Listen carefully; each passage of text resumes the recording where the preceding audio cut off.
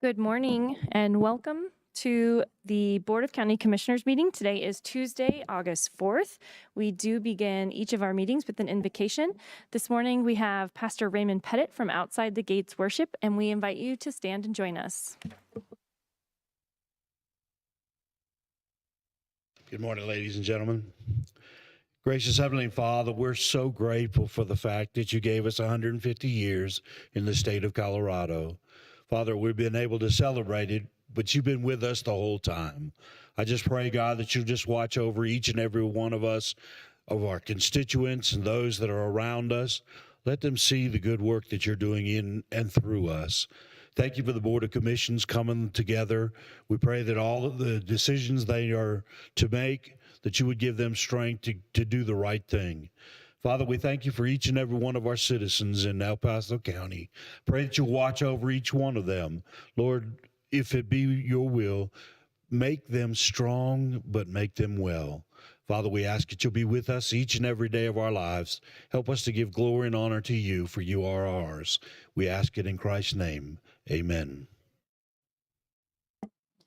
Commissioner Weissong, if you'd lead us in the Pledge of Allegiance, please.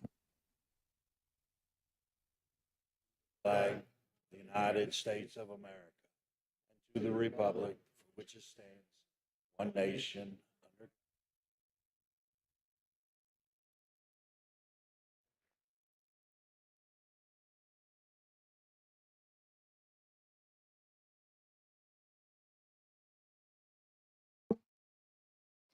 Item 3. Item number 3 is staff emergency items, and I'm unaware of any staff emergency items today. Item 4. Item number 4 is changes, postponements, and notice of the next meeting. I'm unaware of any changes or postponements to today's agenda, and the next meeting will be Tuesday, August 25th at 9:00 a.m. Item 5. Item number 5 is the consent calendar, including items 5A through 503, and including the resolution provided to the commissioners as an exhibit to item number 5F. Okay, is there anyone here who wishes to speak on an item on the consent calendar?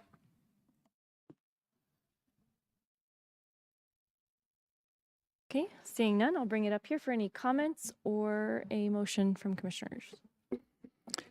Yes, I would move approval of the consent calendar, including the resolution approving the Third Amendment to Community Development Block Grant. Second. Okay, that's been moved and seconded. One final opportunity for any comments from commissioners. All right, I'll call the roll, beginning with Commissioner Weissong. Aye. Vice Chair Nelson. Aye. Commissioner Applegate. Aye. Commissioner Williams. Aye. And the chair votes aye. That passes 5-0. Item 6. Item number 6 is the proclamation recognizing the 50th anniversary of Bear Creek Nature Center. Bill Weissong, Commissioner, Board of County Commissioners.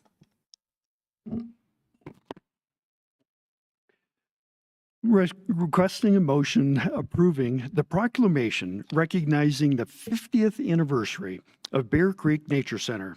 Whereas in 2026, El Paso County's Bear Creek Nature Center celebrates its 50th anniversary, marking 5 decades of connecting residents and visitors to the natural world through environmental education, conservation, recreation, and stewardship.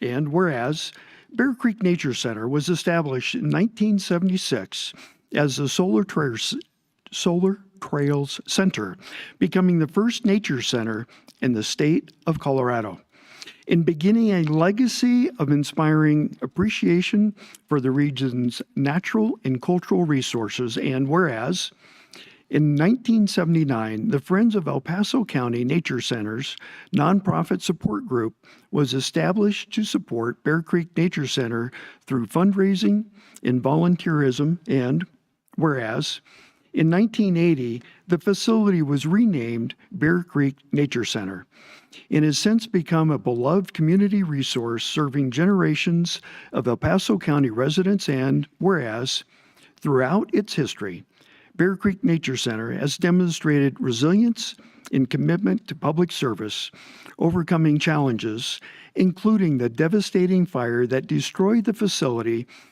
in 2000 and reopened in 2002.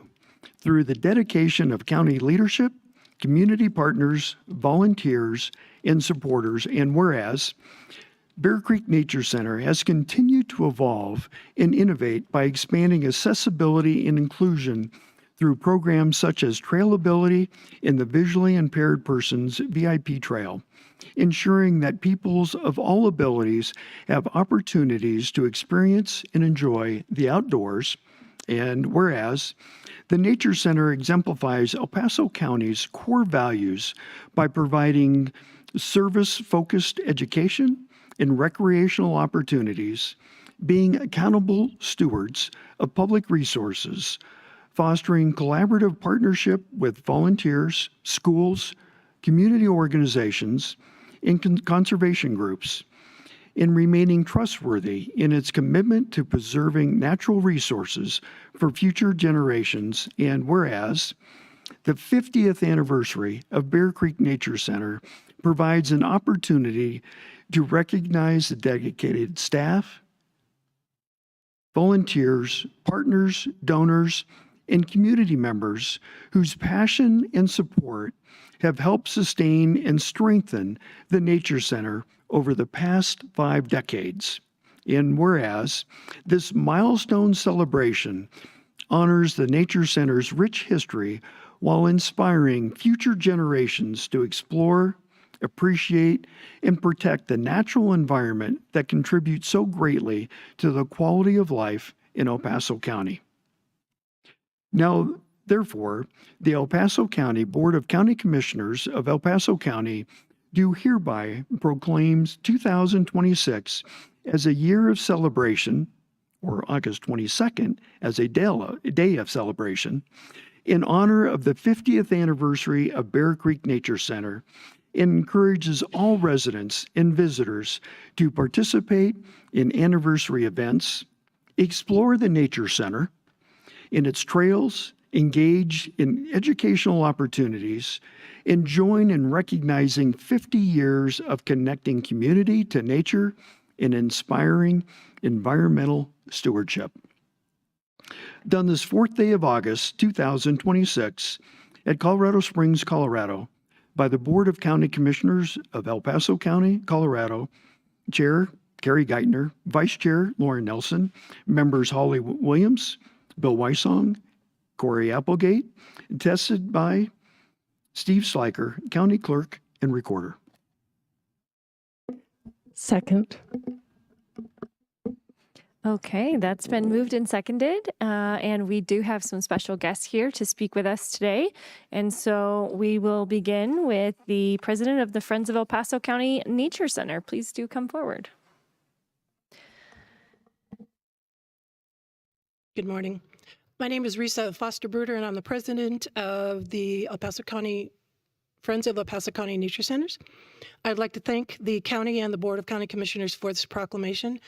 It's a great celebration of Bear Creek Nature Center and all that it's done in the past 50 years. I became a docent in 2002 after we moved to Colorado Springs, and being a high school biology teacher and a military spouse, every time we would arrive at a new duty station, I would try and find an organization that would help me learn about the area that we just moved to. I saw an ad in the Gazette, I applied, and I became a docent. And actually, Jane was an instructor in the first docent class following the arson fire and the reopening of the Nature Center. Bear Creek Nature Center has offered numerous creative, innovative, fun, and exceptional programs through environmental education, summer camps, special events, mystery theater that have engaged adults and children for over 50 years. The county's support has been an important factor in the continued success of Bear Creek, as the staff and over 100 volunteers and supporting members continue to introduce innovative programs such as the Trailability and the Visually Impaired Persons Trail.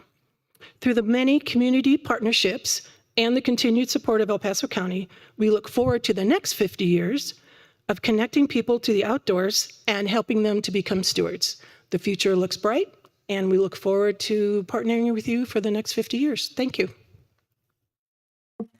Thank you so much. Okay, and next up we will have Jane Zook, board member from Friends of the El Paso County Nature Center. Good morning. Thanks, Chair Geithner and board. It's really an honor to be here. Again, my name's Jane Zook. I am the vice president for the Friends of the Nature Centers. And this is a really special proclamation and a really cool honor that we are celebrating 50 years of this community treasure. I had the privilege and the fun of working for both Fountain Creek and Bear Creek Nature Centers in the early 2000s. I had my first son and my daughter while I was there, and got to share all of those experiences that make a difference in one's early life when you get that experience with outdoors. And now I get a chance to really pay it forward by being on the board and watching the amazing things that they continue to do at this nature center. And it is not without your great support as a board that we continue to thrive. And we have, again, another 50 years. We've left a legacy in this community, and we hope that there's another half century and more where we can celebrate this treasure and make it just, it's such a great place that gives us a quality of life here in our community in Colorado Springs and in El Paso County. So thank you so much for this proclamation and for the recognition of the Nature Center. And we hope to see you on August 22nd. For the grand birthday celebration. So thank you. Okay, and last we have Mary Jo Lewis. Good morning, Madam Chair, esteemed commissioners. I'm Mary Jo Lewis, the supervisor of Bear Creek Nature Center. Thank you so much for acknowledging the 50th anniversary of El Paso County's Bear Creek Nature Center with a proclamation, and thank you for your ongoing support of this gem of our community county park system. As the supervisor of Bear Creek for the past 10 years, I'm proud and honored to be a part of a 50-year legacy of connecting our community to our natural and cultural resources. To me, the story of Bear Creek is one marked by resilience, innovation, and connection.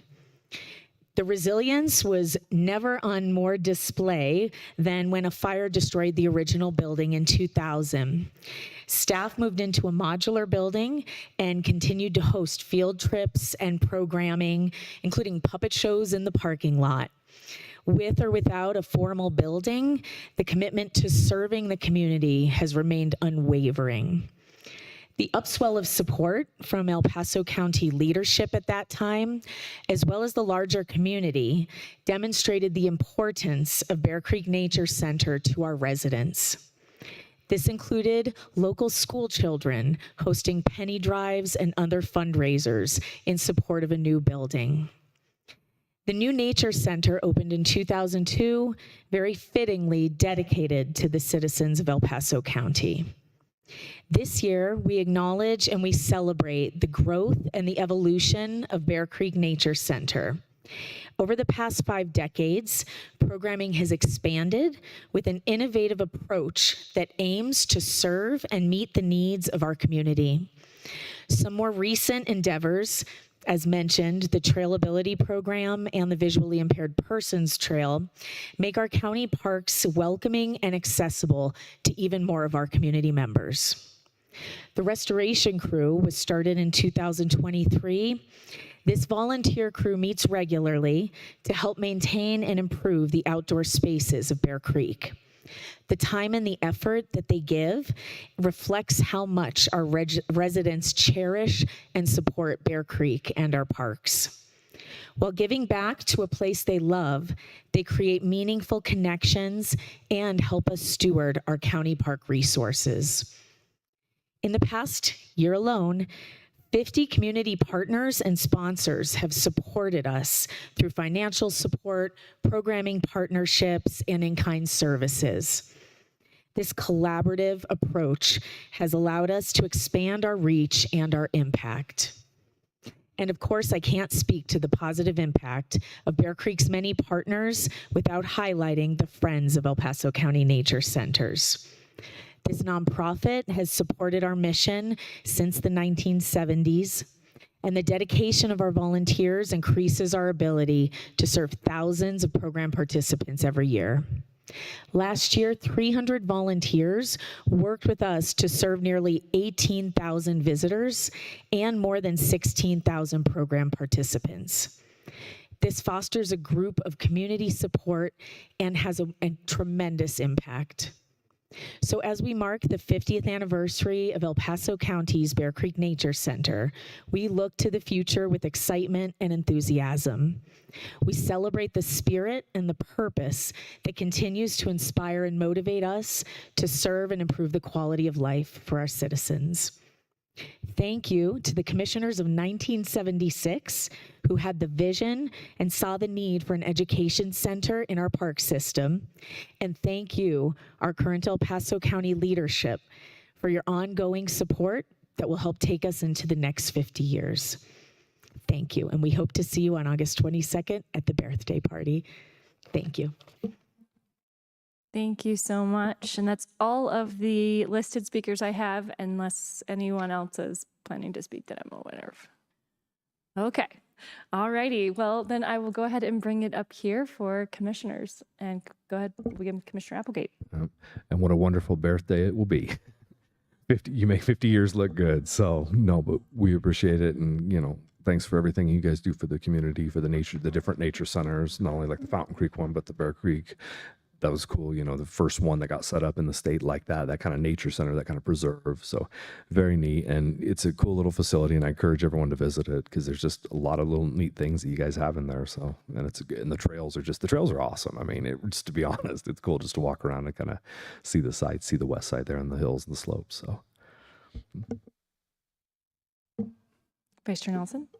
I don't want to put you on the spot, but I'm curious if you have any data on, how many school groups you have come through, or, with the education focus and connecting our community to our natural resources.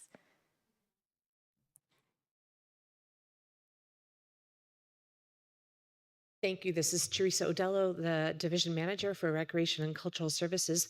So last year, we do collect that data. Last year alone, it's over 7,000 students that came from schools.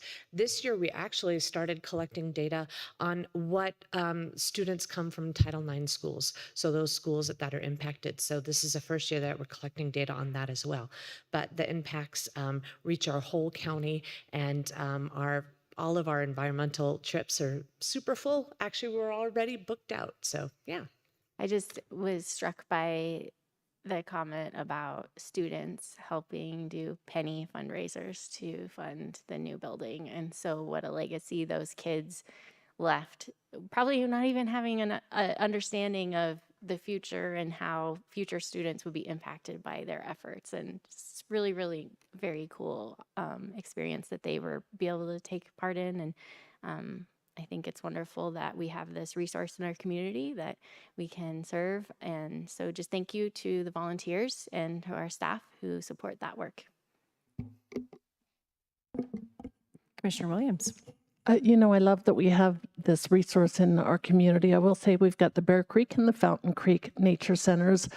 After we tried to raise some money for the Fox Run Nature Center, we decided not to do that. And what I've found over the years in watching Fox Run Park grow up a little bit more, and my own other park is the Black Forest Park, Fox Run is used so amazingly by soccer kids, and it's just become a really high-use park for kids and their families. Now, I don't know much about Bear Creek or Fountain Creek because I don't live down in that area, but I still sort of wish I had a nature center. So I really appreciate this area. In a little bit of Holly Williams history, the first time I ever came to Colorado Springs was in 1980. I would have been 14 years old, and I came for the United States Tennis Association tennis tournament. We stayed at Colorado College dorms. We played tennis at the Air Force Academy, and we played tennis on the Bear Creek tennis courts. And man, it was so windy. Just made it nearly impossible to do anything, playing tennis. But I have some fond memories of this park, and it's a beautiful park, and have the rodeo right there next to it, and the nature center. It's a wonderful anniversary to have. So thank you for all that you do to keep it going. Okay, and I'm going to let Commissioner Weisong finish off our comments, so I'll just add a few of mine here. Thank you all for being here, for taking the time to share with us. I too, the penny fundraisers was something, it brought me back to my childhood and thinking about the things that we did something similar for, various different community things and just what that means to connect people to their community and be a part of something. Even if we have both tax dollars and private dollars and very large scale coming in, finding a way to bring together our community to contribute is incredibly important to, I think, the overall ownership of the community in the different things that we have here. So thank you for sharing all of those pieces. I too love the Bear Creek Nature Center, and I'm going to say most people know my favorite thing is the bees.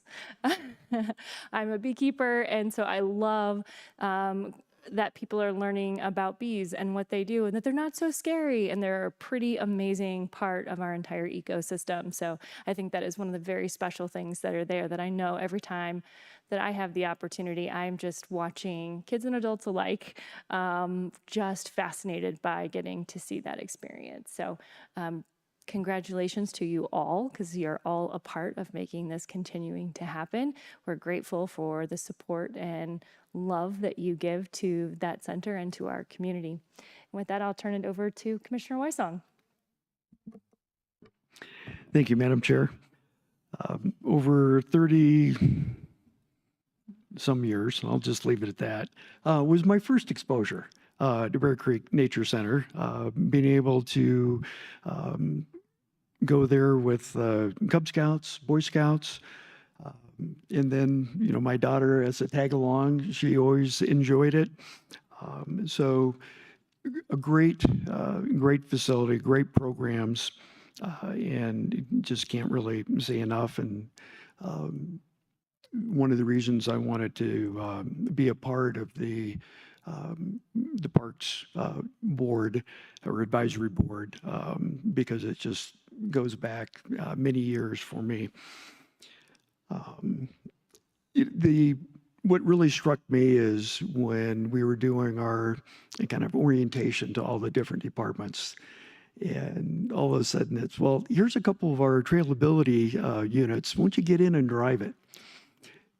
I mean, that I thought was very unique, and glad to see it. And of course, they had to keep us tethered because we would have taken off. But having the ability of someone to either control it themselves or those that need someone else to control the vehicle, so many different things were thought of, and such a unique opportunity in providing that accessibility, because it is nature, it is the trail, it's not smooth.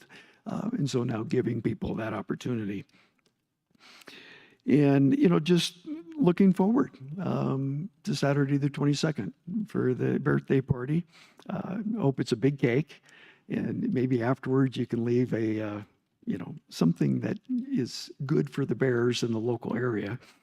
Just to thank them for participating. Hopefully they won't show up during the event.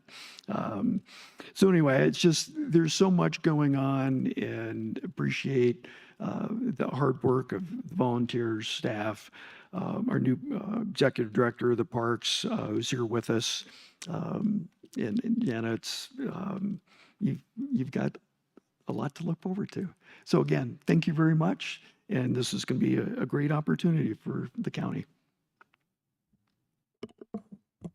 Okay, and I know we got a motion. Did we get a second? Okay, so we have a motion and a second, and we will proceed with our vote, beginning with Commissioner Weisong. Aye. Vice Chair Nelson. Aye. Commissioner Applegate. Aye. Commissioner Williams. Aye. And the chair votes aye. That passes 5-0, and we will take a brief recess for photograph.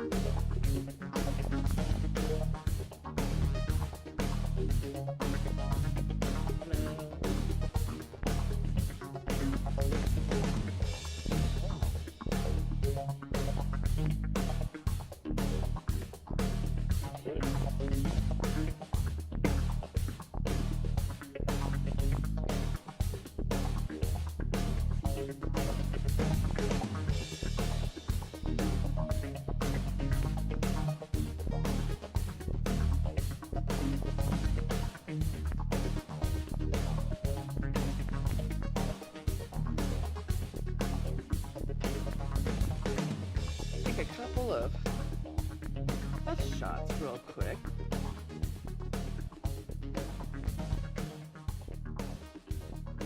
Hey.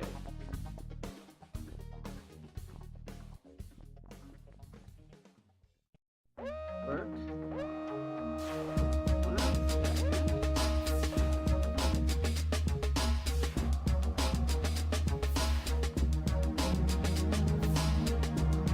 Captain, it's like, what? Oh, scare me. It's like, how can I shoot this cap on?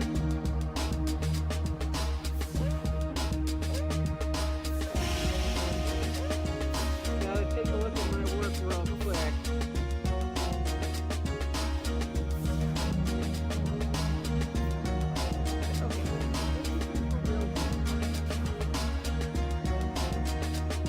Okay, here we go. Everybody take a smile. 1, 2, 3, Bear Creek rocks. Yes, it does. Okay, we're gonna do it again. Here we go. 1, 2, 3.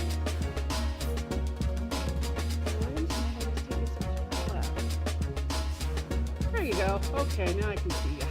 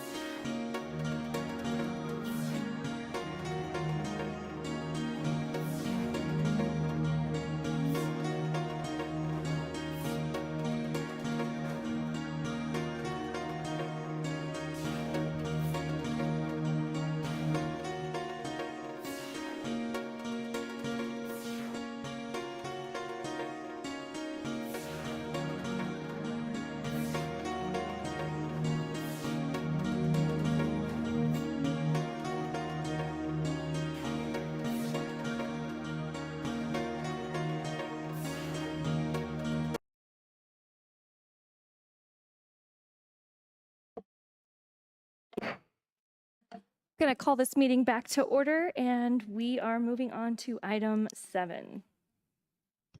Item number 7 is comments by elected officials and commissioner liaison reports. 7A, primary election summary report. Steve Schleicher, clerk and recorder. Madam Chair, Commissioners, good morning. I'm really glad for that proclamation, but one thing I would like to ask is I remember going to Bear Creek Park when I was a student at King Elementary in Whitefield for first grade.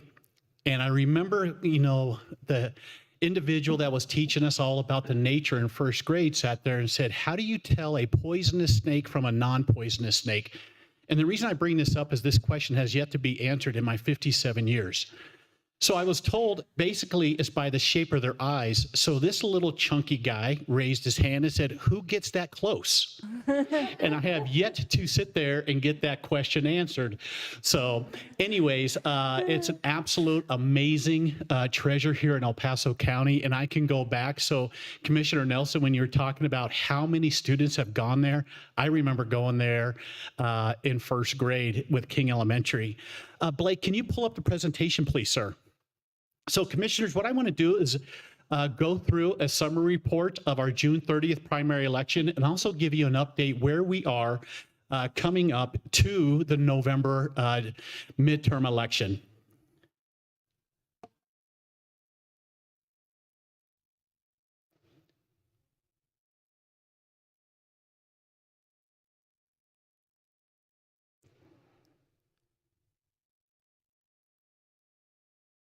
All right, there we go.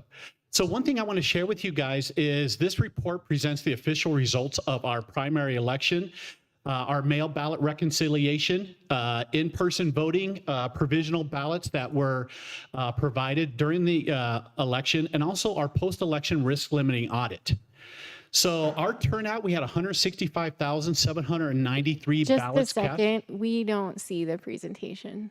Oh, I think he's working on it.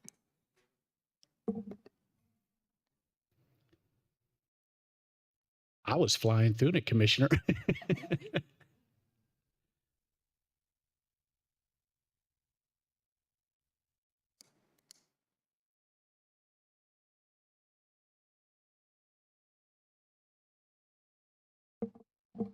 Awesome. All right.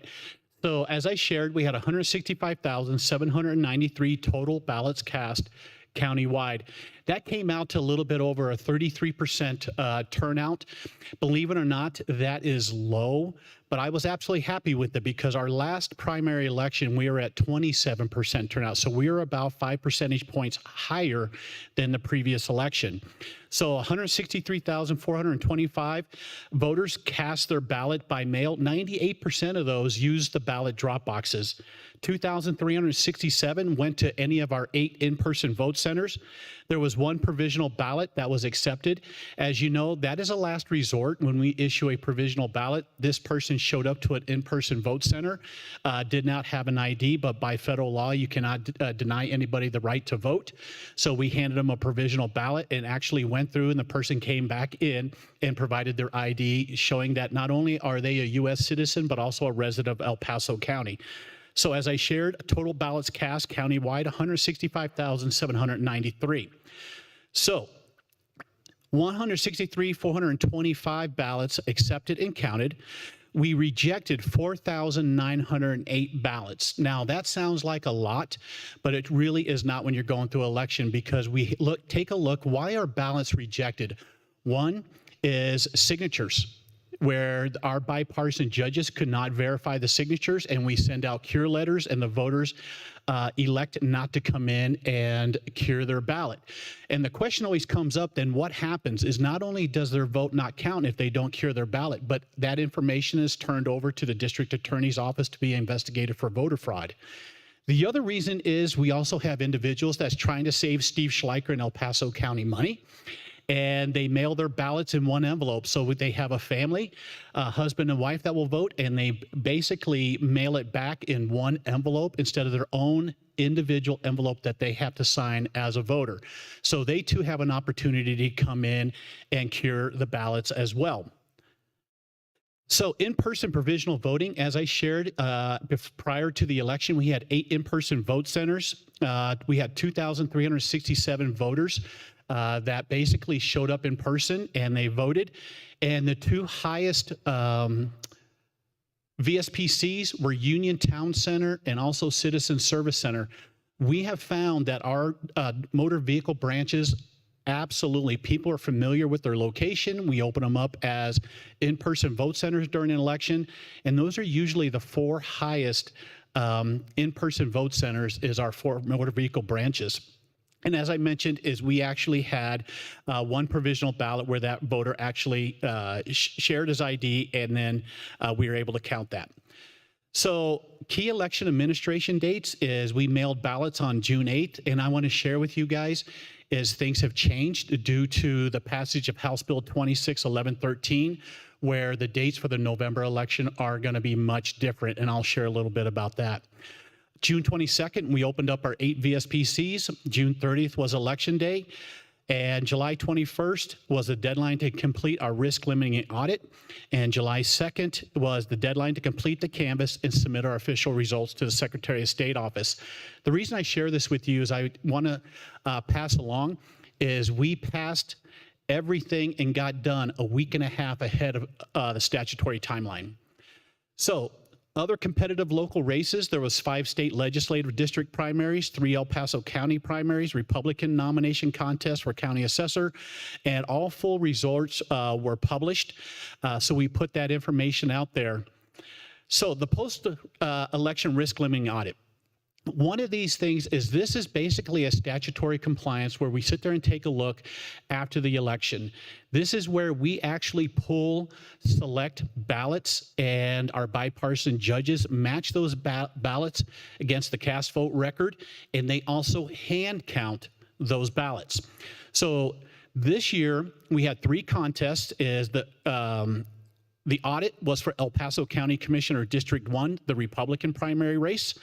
We did United States Senator Democratic primary race, and also El Paso County Commissioner District 5 Democratic primary race.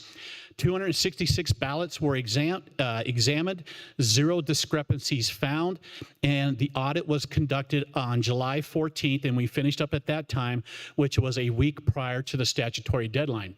One thing that we also initiated, not only in our risk limiting audit, and we're the only county that has done this thus far, and also in our canvas, is we allowed our canvas board members, so our Democratic canvas board member and our Republican canvas board member, they can pick 5 ballots, not Secretary of State, ones that are selected, any 5 ballots you want. You can go through any of the boxes. And they selected up 5 ballots, and they sat down and looked at the cast vote records, and everything came out 100% and hand count as well to the tabulation. So the Canvas Board certification is the El Paso County Canvas Board certified the June 30th, 2026 primary election following the completion of the required audits. The certification is supported by the mail ballot reconciliation and also the risk limiting audit and also the statement of votes cast. When you're doing a canvas, you are counting every single ballot, to include test ballots that are done on our ballot on demand printers when we open up the VSPC. So every piece of paper is accounted for. The Canvas Board member on the Republican representative signed with a qualifying statement that compliance with Colorado Revised Statute 1-10-101.5 provides insufficient grounds to certify this election. And what that statute really outlines is what are the duties of the Canvas Board member. So I will share is over a number of elections, our representative for the canvas has basically declined to certify the 2023 coordinated election and the 2024 presidential primary. And each and every time when we go to certify, it always comes down to, well, I absolutely trust El Paso County. I trust everything that is going on here. This is a great system. However, I do not trust the Secretary of State. So those are things I'm having conversations with that Canvas Board member. Is when you do not certify or file this, along with the statute of what the duties of the Canvas Board member are, you are really basically denying the work of over 250 election judges that have worked it. So when we sit there and take a look, again, 0 discrepancies. We were officially certified for the June 30th, 2026 primary election, way ahead of the statutory timeline. So I want to share with you all a little bit of what we're going into in November. The primary election and our November midterm election are going to be completely 2 complete different elections. So we hired over 250 election judges for the primary election. In November, we're going to be hiring over 1,000 bipartisan election judges. For the June election, we had 8 in-person vote centers. In November, we're going to have 41 in-person vote centers, which is the most El Paso County is ever going to have. The good news is, as I shared previously, is we already have all of the agreements with every one of our vote centers. We already have them in place. And one thing I could not be more happy and more proud about is we are the only county in the state of Colorado is where our private or public-owned facilities do not charge us a lease. So they open up their facilities, these privately owned facilities to allow voting, and they do not charge us money, which most throughout the state of Colorado, they charge the taxpayers a lease to be able to use those facilities. So we basically, right now, we have done all of our ADA reports. We submitted our election plan, which has already been approved by the Secretary of State's office. We will be mailing our November 2026 UOCAVA ballots to our overseas military voters on Friday, September 18th. If you look at that, that is a week earlier than normal, and that is because of the signing of House Bill 261113. We will also be mailing all ballots to eligible El Paso County voters 1 week earlier. So they will be mailed on Monday, October 5th. And so we'll sit there and be working with the media, also social media, things like that, to get things out to the public. But as you can see, that is really compressing a lot of times when we as clerk and recorders are trying to basically put the ballot together and get things certified over to our vendor for printing and mailing and things like that. So we are right now really knee deep into the November general election. So I will share with you is, guys, we are on pace. We're looking really, really good in the office. Right now, I don't foresee any obstacles, but we're looking forward to the November midterm election. And just want to share with you is my elections manager, the biggest compliment I think we can get as leaders in the community is she actually came in and said, Steve, in my 23 years in the county, that was probably the smoothest election I have ever done. And she came in going, is today election day? Or are we actually having an election? So that's the way I believe it's supposed to be. And we are ready for November. There's going to be a lot of work going into it, but I appreciate your support and confidence in the office. So thank you very much. Thank you so much for being here and giving us that report. And I'll just see if there are any questions. Looks like Commissioner Williams has one for you. Okay, I hope this isn't a trick question. How much are we paying election judges? So I actually increased their pay, Commissioner. I did that 2 years ago. And I believe for our in-person vote centers supervisors, they're making about $18 an hour. Okay, so it's just an advertisement. We need 1,000 Yep. of these individuals. It's how many weeks? 3 weeks? And now with the mailing, it's going to be 4 weeks. So we're going to sit there and basically have to pay an additional week because we're going to have, once we mail on October 5th, we open up the ballot drop boxes. So we're going to have drop box runners. Okay, so it is a 4-week job. Yep. I ran into someone on Saturday night from Arapahoe County who had done this for years until he ended up becoming a school board member. And if you do it, if you start now and you do it for the next 10 years of your life, you frequently make best friends with the individuals you work with. And so just wanted to encourage everyone to take the moment. If they are retired or have the ability to serve for 4 weeks, we could really use your application. Commissioner Williams, thanks for saying that. And I will tell you, it is a lot of fun when the judges come in there. It is like a family reunion. And one of the things I really enjoy is some of these judges really know how to cook and bake, and there is cookies and pies and cakes. And I mean, they have a table that's in the processing room and it's filled out with stuff. So commissioners, come on by anytime you want lunch. They know how to bring stuff in and have a good buffet going. So, but they're amazing, amazing folks. So thank you. Vice Chair Nelson. I have a couple of questions. How many people serve on the Canvas board? So there are 3. One is provided by the Democratic, county party leadership, and there is a Republican that's provided by the county leadership, and myself. Okay. Yep. That was going to be my follow-up question. How do you become a member of the Canvas board? So Absolutely. It's a nomination by each party's. Absolutely. So they are assigned by the party leadership of El Paso County, and I will tell you, they do an amazing job. And these are the same individuals that basically did the canvass of this last election, that did the canvass of the 2014 House District 16 race that was determined by 3 votes. So we sat there and went through everything within that House district to include the total recount. So they take their job serious, and they do an amazing job. So both representatives do. Great. Thank you. Thanks to those folks who are willing to serve in that capacity and volunteer their time. Or are they also paid being on the They Canvas are board? paid. Oh, okay. Yep. Well, thanks for serving anyways. Yeah, Not absolutely. volunteering, but can you go back a slide?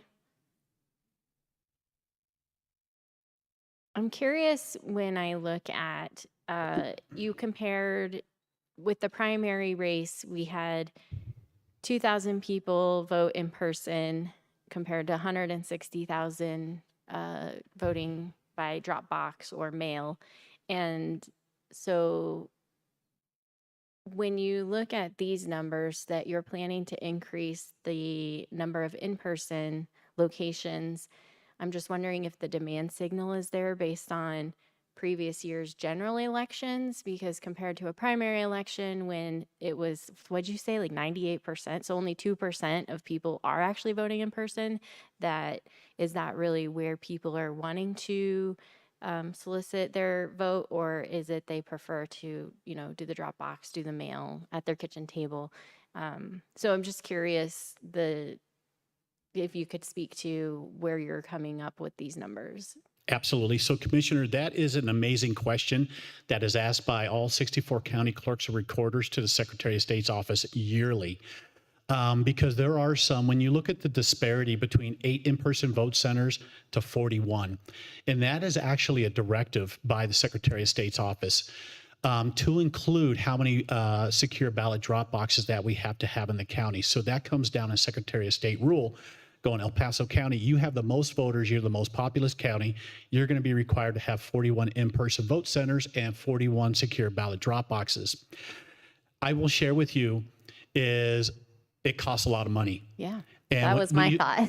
It does. Taxpayers paying for that. Yeah, the taxpayers are paying for that. And when we're sitting here looking at it, is the 41 in-person vote centers is what's greatly bringing up the hiring of 1,000 bipartisan election judges, but that is determined by the Secretary of State's office.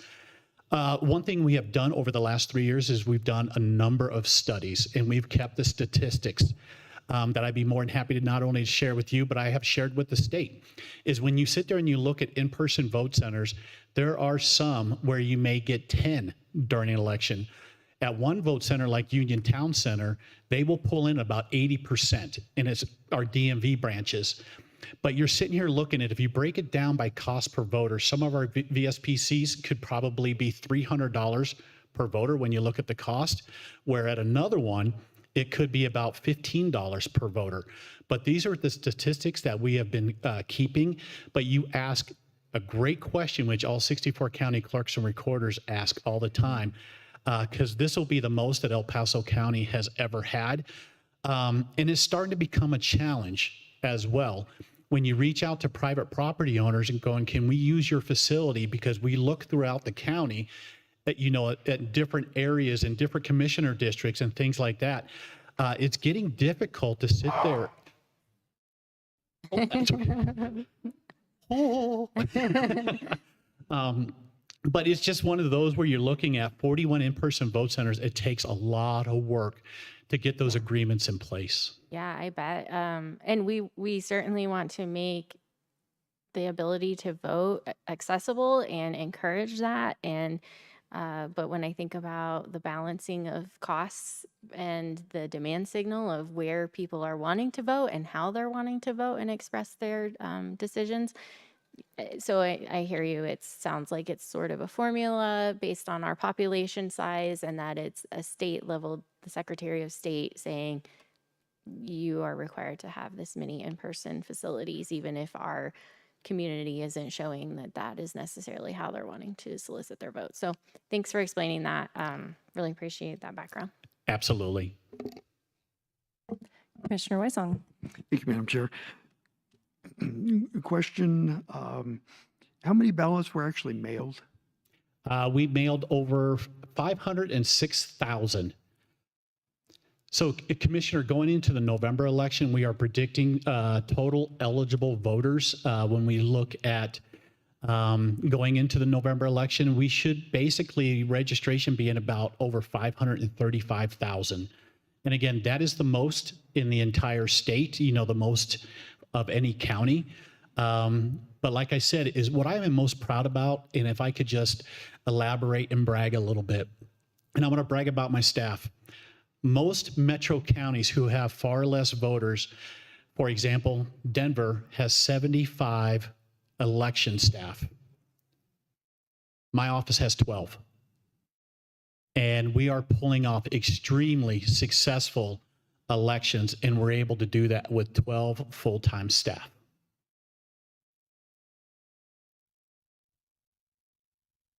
Well, that's great.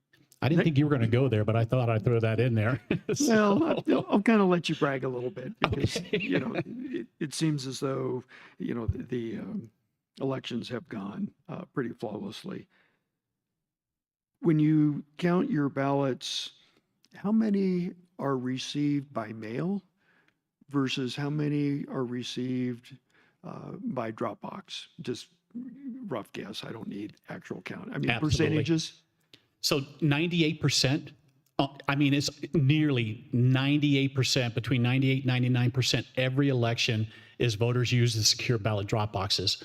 We're talking probably less than 0.5% use the USPS system, and then the other is in-person vote. One thing is in the 2024 presidential general election commissioner, we had 33,000 in-person voters in that election, which that of course came up. Now we go in the primary and you're looking, 2,300. We're probably anticipating about 15,000 voters for the upcoming November in person, but always is voters will always choose either of the 44 secure ballot drop boxes. And if I could, I think a huge thank you needs to go to our sheriff's office and also the Colorado Springs Police Department. Is they have their finger on the pulse right along with me as your clerk and recorder. And the day prior to the election and on election day, they are watching our ballot box cameras. And they will sit there and see traffic back up at like Library 21C or Garden of the Gods at Citizen Service Center. And Chief Vasquez or Sheriff Roybal will absolutely reach out to me and said, Steve, are you okay? We'll provide traffic control at these busy drop boxes and prioritize the voters. That is the type of relationship that I value here in the county is with those different municipalities or other elected leaders, because they too are watching what's going on behind the scenes, and they'll make decisions and say, you know what, we're going to prioritize voters and reroute traffic where folks can get in and out and drop off their ballot. Great. Thank you. Absolutely. And again, pass on a congratulations to your team. Job well done. Commissioner, thank you very much. They'll appreciate that. Commissioner Applegate. Yeah, and to your point too about the whole Denver thing is we're increasing in population.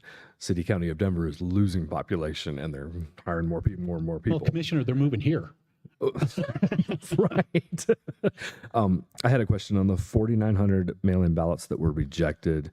And I can't remember if this was addressed or not, but how many were from individuals that did, like they were unaffiliated and they got both the Republican and the Democratic ballot and they checked boxes on both and turned both in, and then obviously you can only take one. So Commissioner, in fact, thank you for reminding me that, because over 2,000. Over 2,000. Over Wow. 2,000 voters voted both ballots. And there's times I just get so frustrated because there's instructions that are on the instruction page. It's printed on the ballot envelope. We sit there and do a fantastic job, with the media, just sharing with folks, hey, you can only choose one ballot, doing social media, things like that.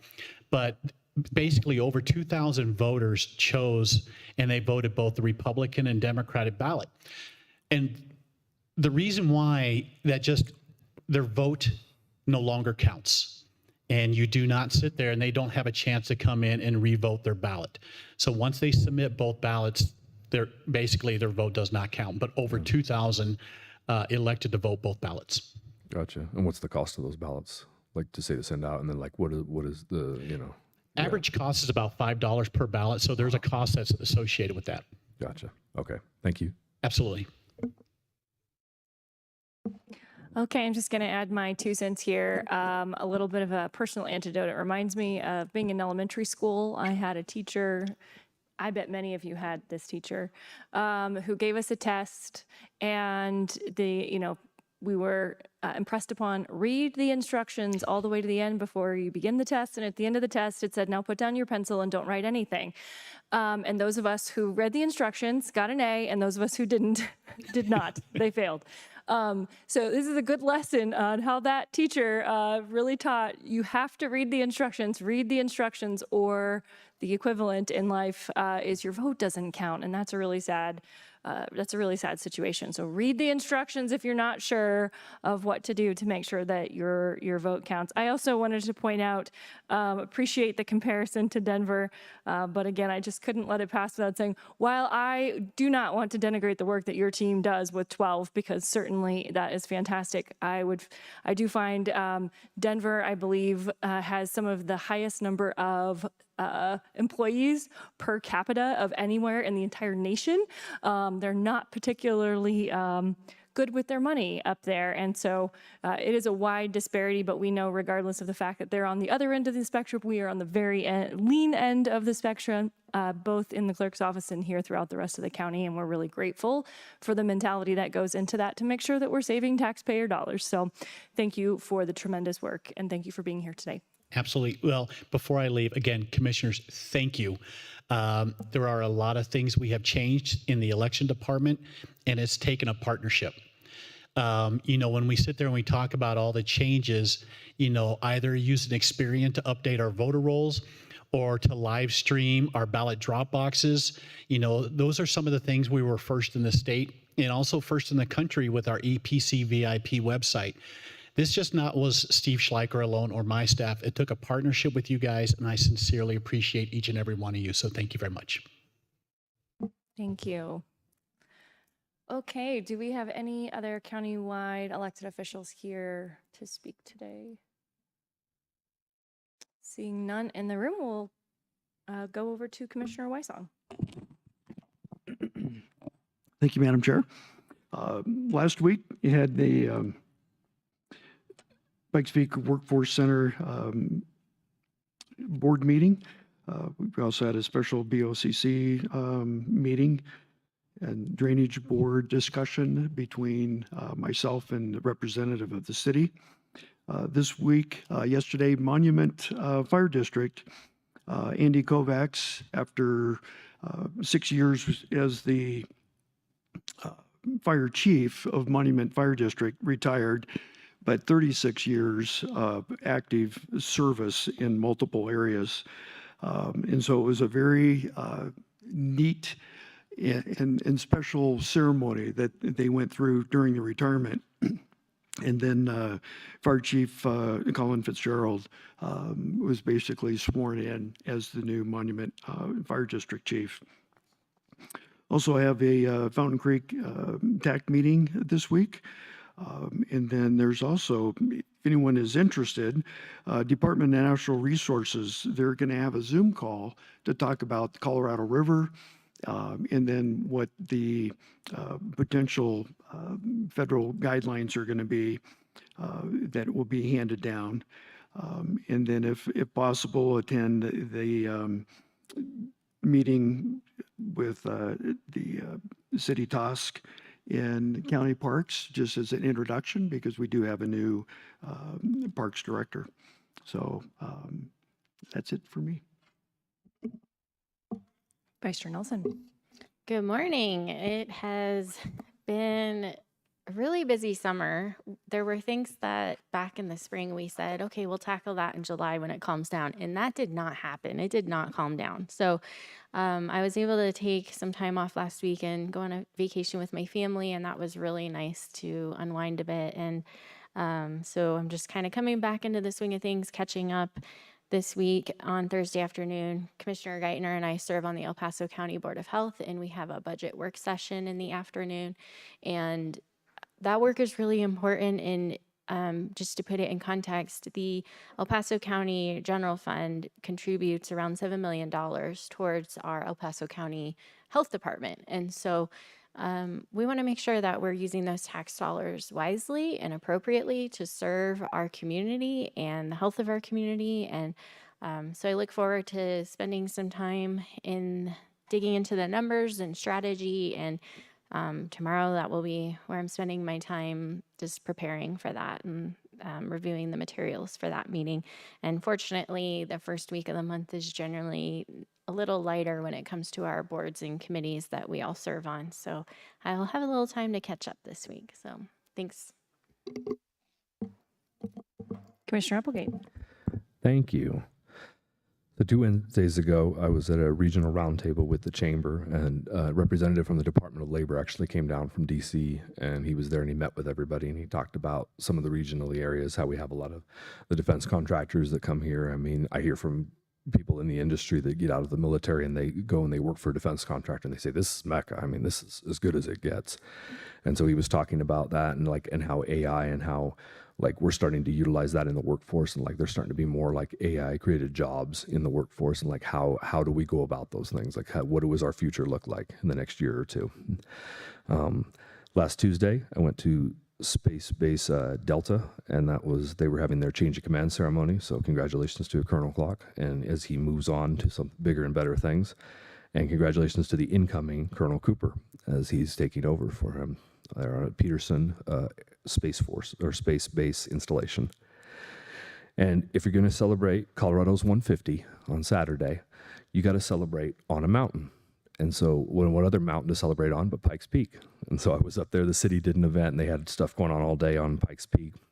And I went up for their 10:30, and they highlighted some of the different organizations that had just had involvement with Pikes Peak. And we set a Guinness World Record for the most dunked donuts simultaneously. And so we're now I'm famous. Now I'm in the record books. So, and later on that afternoon, I enjoyed the United We Rock Festival, where they got to highlight some local bands that came down and played, and it was just a good little festival just to enjoy our local wares. A lot of breweries showed up, a lot of distilleries, and we were able to celebrate Colorado's 150 over at the Rockledge Ranch. So that's all I had for the last couple of weeks. Commissioner Williams. Yes, I wanted to point out that I have it on good authority. Commissioner Applegate easily won the dunking contest on the donuts, eating as many as he could in 2 minutes. So anyway, this week so far, we've had the Pikes Peak Area Council of Governments Legislative Committee. We discussed, of all things, how the Medicare reimbursement rate has been cut by nearly 2/3. For various transport companies taking people to appointments. And then also we discussed the Build 250 Act in front of Congress. We're hoping Congress stays in session long enough to get this passed. It's the Surface Transportation Reauthorization Bill, distributing money to states by the Highway Users Tax Fund.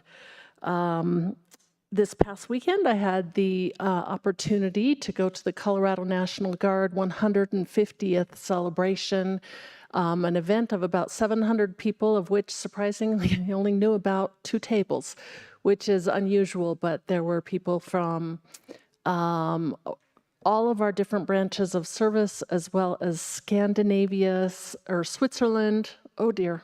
I'm going to forget the other 2, but it was a really, really good history of the Colorado National Guard, and the treat was actually the national anthem, where I believe the Falconeers had trained bald eagles to fly up during the national anthem. It was the most amazing thing I'd ever seen. It was very, very hard for me not to take my hand off my heart and take pictures like nearly everyone else in the room did. And I wish now that I did have a picture, because it was so amazing to see. In the next couple weeks, we have the Pikes Peak RTA Board, the Pikes Peak Area Council of Governments Board. Tomorrow I have the Statewide Transportation Advisory Committee. Our meetings start back up again for the rest of the year. And those, I think, are my appointments in the past and in the future. So thank you. Well, it's already been mentioned that I'll be participating with Commissioner Nelson in the Board of Health work session this week. So that is obviously very important to spend the time working on the budget over there. We've done good work as a board, but also the executive director has done tremendous work in right-sizing that organization after amounts of dollars that were coming in during COVID that were not permanent, and really making sure that that budget is sustainable. So really looking forward to continuing to work on that.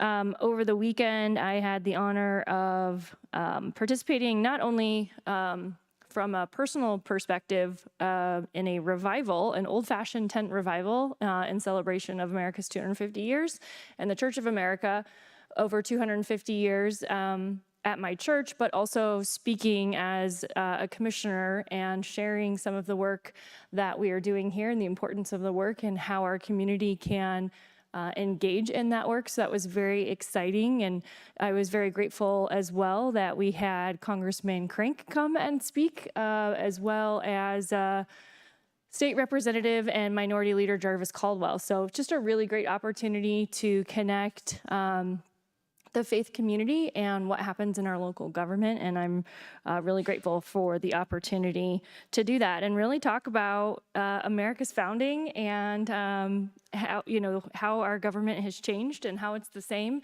and how in particular our faith community continues to interact with that. So it was really fantastic. Other than that, I will say to, again, Vice Chair Nelson's point, we are not letting any grass grow underneath our feet here at the county. And though we have a reduced meeting schedule, that is allowing for time to work on so many of those projects that that have to continue to be focused on and take a bit more time outside of these meetings as well. So we'll continue to work on many of those projects that are just happening, routine projects that are happening, things like our LDC update and those things that take a bit of, 800, 900 pages, I think, of reading that I'm still working through. So just a lot of that work and catching up on those things. And with that, we are ready to move on to item 8. Item number 8 is community service organization reports, and there are none. Item 9. Item number 9 is public comment on items not scheduled on the agenda. The commissioners welcome communication in various forms. However, the public comment period is not intended for dialogue, and commissioners do not engage in conversation during this time. Members of the public seeking responses to specific questions are encouraged to submit inquiries through Citizen Connect. And Madam Chair, I'm aware of several people signing in to speak today. Okay, we will go ahead and move forward with public comment. If you are here to speak on an item that is not on the agenda, now is the time to please come forward.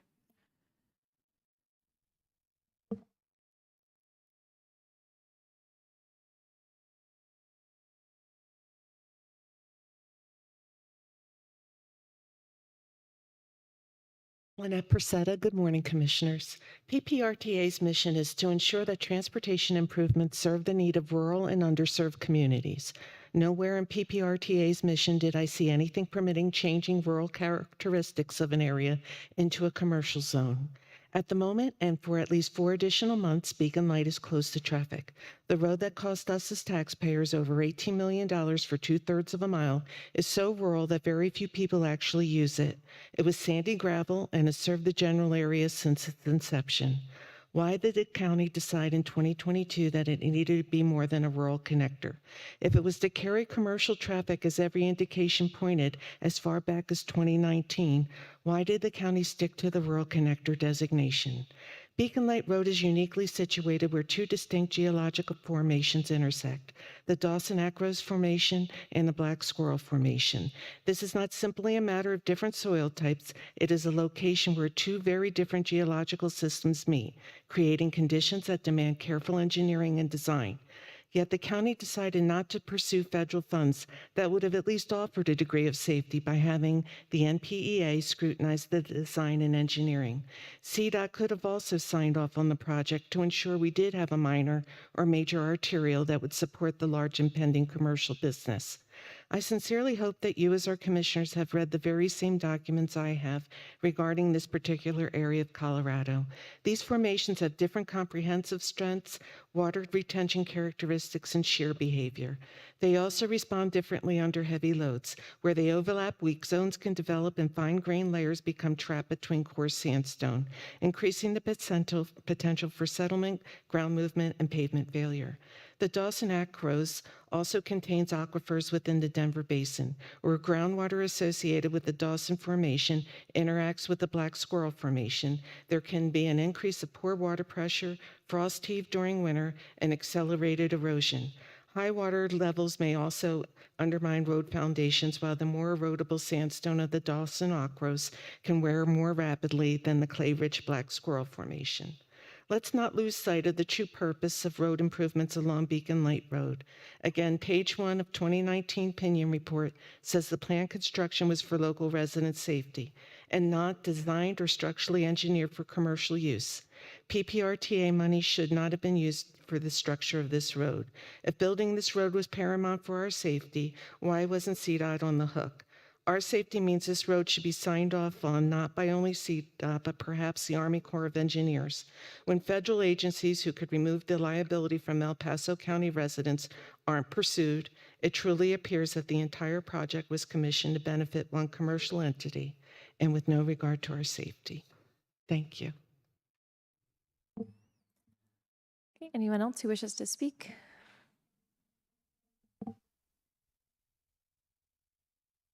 Good morning. Steve Hayes, Commander of American Legion Post 209, here today with our Adjutant Jeff Eichmann and our SAL Squadron Advisor Brian West.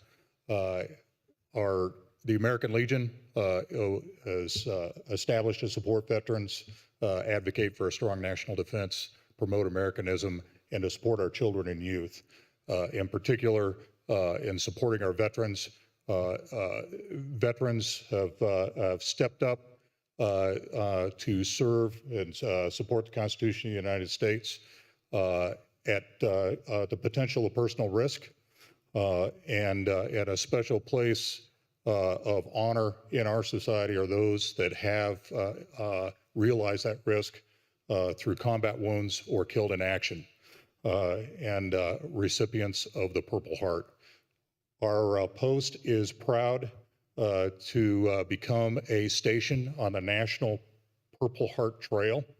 We would like to share that this Friday at 5 p.m. at our post at 3613 Janine Drive, just south of Academy in Austin Bluffs, we'll be dedicating a monument for the National Purple Heart Trail.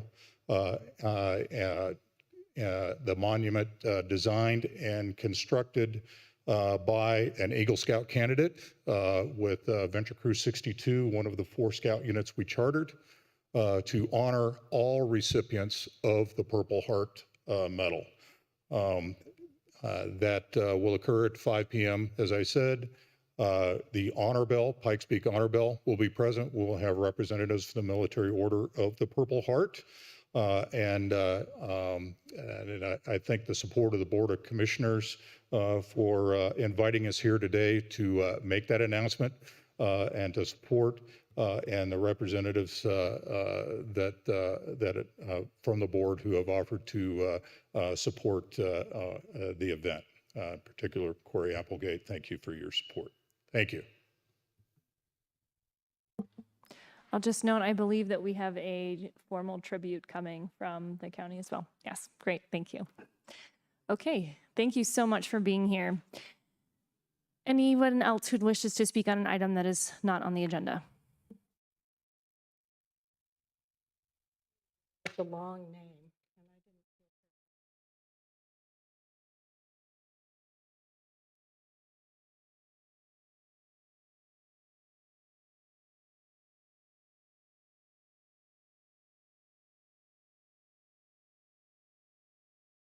El Paso resident. Do I need to do it again? Gretchen Van Cleve O'Donnell, El Paso County resident.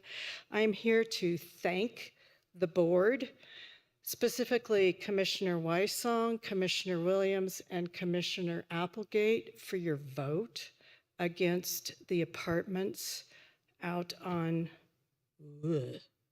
the corner of 105 and 80th Walker Road. You guys realized that you're working from what's in your brochure, the strategic plan and the strategic plan dashboard. You paid attention to the most important thing, I think, is safety. And putting that apartment complex, which is a commercial property, coming and going people right across the street from a high school is just dumb. Texas has no zoning whatsoever, and they do not allow apartment in the rural area, apartment buildings and other liquor stores, et cetera, within so many blocks or yards. So this was really smart. I had the opportunity to witness a young girl that was picked up and left naked behind her junior high school because of people watching who's dropping off what child when and where. So the person who did it. So I want to thank you. Your efforts do not go unacknowledged. For the record, this is another separate idea, a separate comment. My El Paso County's tax dollars have already been spent. My tax dollars have already been spent to augment and amplify and increase the elevation by over 35 feet of the property on the corner of Beacon Light and County Line Road. That is the southeast corner of Beacon Light and County Line Road. The 30 acres there, my tax dollars paid the drivers from Beacon Light Road to deliver the dirt there, raising that property over 3.5 stories tall. I want that on the record that the El Paso County money has been used to augment that property specifically. And I do appreciate, going back to my original, I appreciate the smartness, the savviness of those of you who voted against Vertex's idea of turning a rural area into urban interface. And again, the safety of that area is important for the people. Thank you.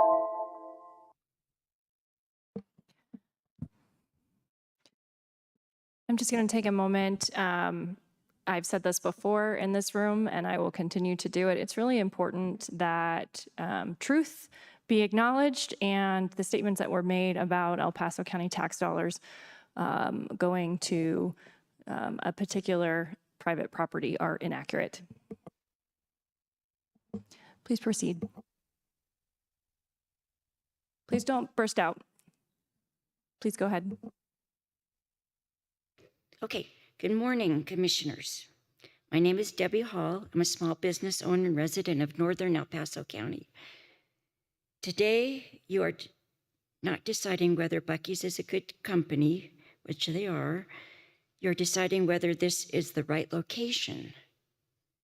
As a business owner, I understand that every investment carries risk. Buc-ee's may have purchased this property based on the advice they received. But regardless of the advice they were given, your responsibility has not changed. Your responsibility is to decide whether this location serves the public interest. The people of El Paso County should not be asked to bear the consequences of private business decision if this is the wrong location. This proposed site sits beside the Greenland open space next to critical wildlife crossing and one of the busiest, most challenging interchanges on Interstate 25, an interstate change that already experiences congestion, dangerous winter conditions, and heavy daily commuter traffic. Adding to the regional travel destination of this size will only increase those risks. Years ago, I was hit by a semi-truck on Monument Hill. I know firsthand how dangerous this corridor can be. Every day, thousands of residents travel this highway to get to work, school, and medical appointments, going from Colorado Springs to Denver and to their home, to their families. This highway exists first to serve the people who live here, not to become a mega destination that adds even more traffic and risks. Commissioners, I ask you to set aside the pressures of developers, politics, and private investment. Look only at this location. Then ask yourselves one simple question. If Buc-ee's had never purchased this property, would you choose this location today? would you think like, oh, that's a great place for Buc-ee's to be put? If this honest answer is no, then I respectfully ask that you vote also be no. Your responsibility is to protect the safety and quality of life and public interest of the citizens you were elected to serve, not private investment. Thank you. And I also, since I have 30 seconds, I went to the Air Force Hotel Polaris with my family. They were here on vacation, and we sat on the 9th floor, but we also walked around the hotel, and we were down at the, where you drive the airplanes, you know, the simulation. And I was talking to the young people that work there, and she said she goes to college up at Denver and lives in Monument, and she's not looking forward to the traffic trying to get up to the college if Buc-ee's comes. So that's why I ended up putting that in my statement today. Thank you. Just as a reminder, if you're here to comment on a specific land use issue that may come before the board in the future, please do keep in mind that you will either want to return and provide comments at a notice public hearing or by providing any written comments to plnweb@elpasoco.com, and that will ensure that your comments are incorporated into the official record for consideration.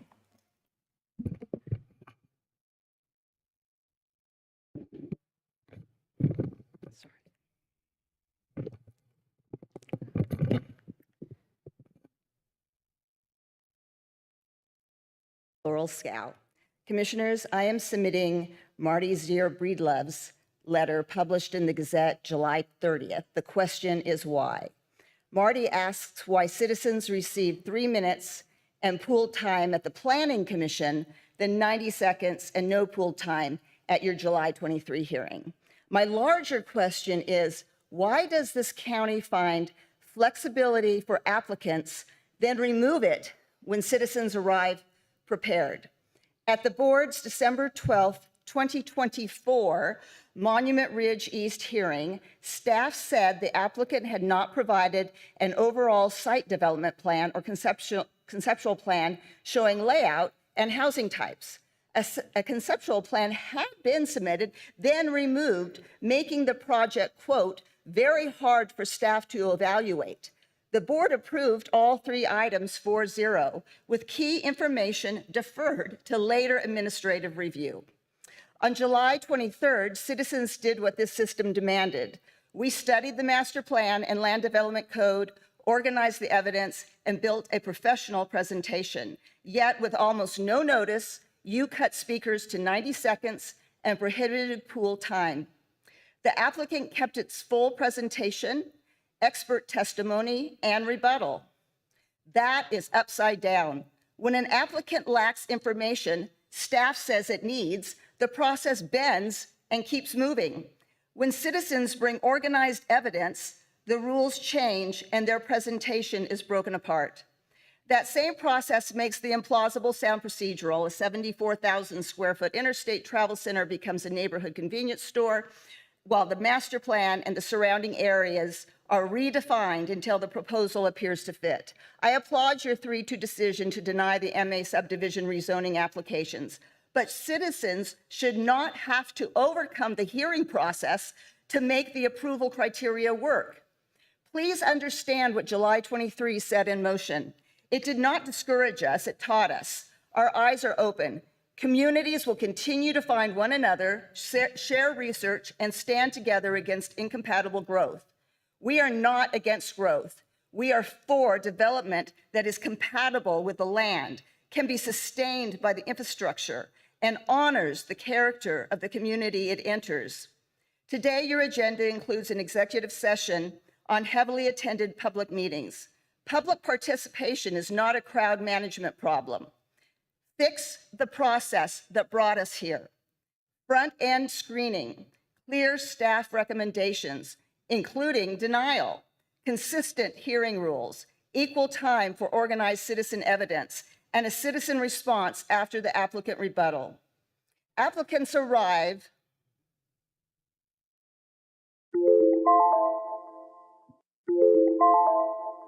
Thank you. Applicants arrive with paid teams to advocate for their proposals. but you answer to the citizens who elected you. Thank you, ma'am. An application fee purchases review. It must not purchase momentum toward approval. Thank you. Thank you. Anyone else who'd like to speak on an item that is not on the agenda today? Okay, we will move on to item 10.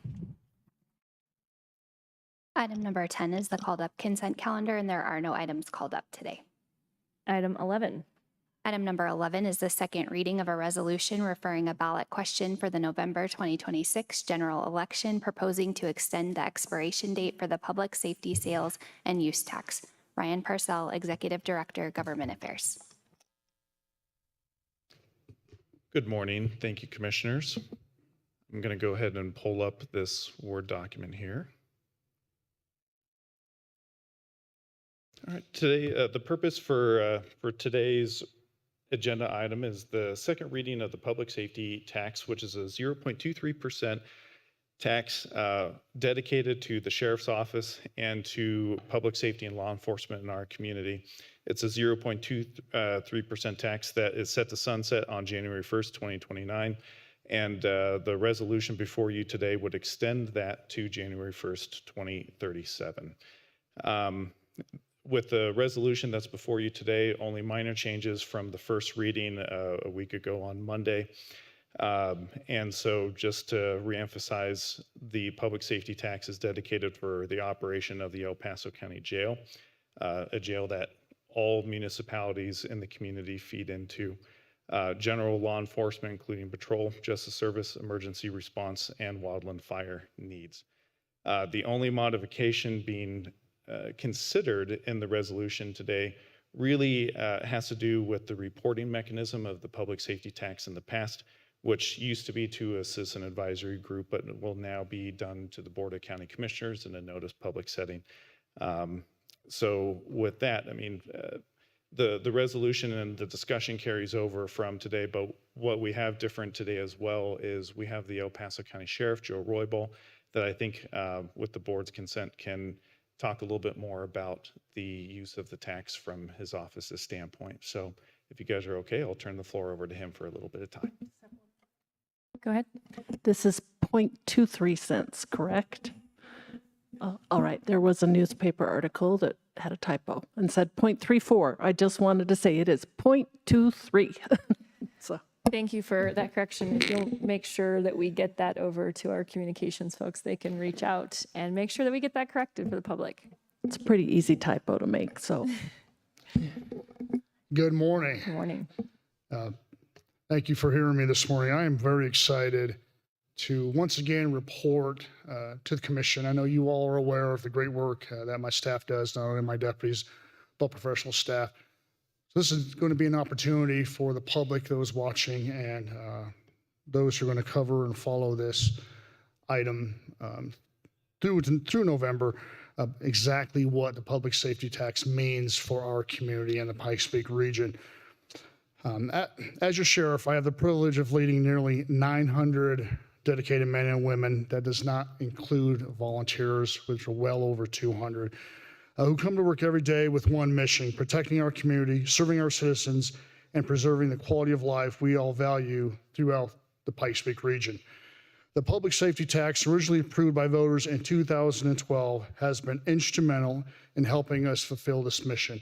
As I read that, I was here for 2012. I cannot believe this is already going to be renewed once again, going on 31 years here with the office. When the citizens of El Paso County approved this dedicated funding, they invested in public safety. They recognized our county was growing rapidly and understood public safety services needs to grow alongside it.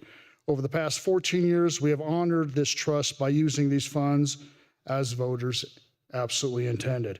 Strengthening law enforcement, supporting detention operations, improving emergency response capabilities, and preparing our office to meet the demands of one of Colorado's fastest growing counties. The responsibilities of the Sheriff's Office are established by Colorado law. We are responsible for preserving peace, operating the county jail, transporting prisoners, serving civil processes, issuing concealed handgun permits, conducting search and rescue operations, and serving as the county's fire warden overseeing wildland fire prevention efforts. These are not optional services. They are statutory responsibilities we perform every day on behalf of every resident in El Paso County. Every day, our deputies patrol neighborhoods, respond to emergencies, investigate crimes, apprehend offenders, protect victims, and work proactively to prevent crime before it occurs. And that is key to reducing crime. They partner with neighborhoods, schools, businesses, and community organizations to build trust and address public safety concerns before they become larger problems. The public safety tax provides the personnel, training, technology, and equipment necessary to keep our deputies and communities safe and criminals off our streets. Our detention deputies safely operate Colorado's largest freestanding jail. I'll repeat that, the largest freestanding jail in the state of Colorado. We have right here in our home, El Paso County. We serve every municipality here in El Paso County, from Manitou Springs, Monument, Colorado Springs, Fountain, as well as unincorporated. Our emergency communications professionals answer thousands of calls for service and ensure our deputies, firefighters, and emergency medical personnel are dispatched without delay. Every division of our office, every person plays an important role in protecting this community. Today, nearly $40 million from public safety funds support personnel, equipment, training, technology, communications, and critical infrastructure directly impacting public safety. The greatest investment made through this funding is, of course, our people. Today, 197 Sheriff's Office employees are funded through the public safety tax. The funding also provides equipment our employees need to perform their jobs safely and effectively, including body-worn cameras, patrol vehicles, radios, specialized mobile technology, drones, protective equipment, firearms, ammunition, communication infrastructure, and other essential public safety resources. This is just a brief list of everything that the public safety tax provides and means to our community. It ensures our deputies have modern tools to investigate crimes, locate suspects, gather evidence, and respond safely to dangerous situations. The public safety tax also strengthens our criminal justice system. Last year alone, the Sheriff's Office completed 192 extraditions, returning offenders to El Paso County to face justice, those people who fled to evade justice. Those extraditions cost more than $636,000, with approximately $425,000 funded through and by the public safety tax. Those are expenses we cannot avoid if we are committed to holding offenders accountable, ensuring justice for our victims. Operating the El Paso County Jail remains one of our most significant responsibilities. Every person arrested by a law enforcement agency anywhere in El Paso County is ultimately housed in our jail. Safely operating the jail protects our communities, ensures offenders appear in court, and provides a secure environment for those in custody while awaiting trial or serving out their sentences. Beyond traditional law enforcement, this funding is essential to protecting our communities from one of Colorado's natural threats, wildfire. As a county fire warden, I have firsthand knowledge and have seen the destruction wildfires can have. I was with the office through both Waldo Canyon and the Black Forest fires. Our wildland fire unit works year-round, not only during emergencies, but long before smoke is ever visible on the horizon. The public safety funding allows us to recruit, train, and equip highly skilled wildland firefighters who meet rigorous national standards and are prepared to respond whenever danger arises. This funding provides specialized firefighting apparatus, protective clothing, communications equipment, hand tools, water delivery systems, and ongoing maintenance of our fleet. It supports advanced training in wildfire suppression, incident command, fire behavior, prescribed fire operations, and interagency coordination, ensuring our personnel are prepared to operate safely in some of the most dangerous environments imaginable. Equally important are our prevention efforts. Our wildland fire unit works with homeowners, fire protection districts, utilities, and community organizations to reduce wildfire risk through mitigation projects, defensible space education, community outreach, home ignition zone assessments, and public preparedness programs. Every acre treated, every homeowner educated, and every mitigation project completed helps reduce the likelihood of catastrophe by wildfire threatening lives, homes, businesses, and critical infrastructure. The public safety tax is also helping us build our new substation out east, which I am very, very excited. I cannot state enough the impact that substation is going to have on the overall safety of El Paso County.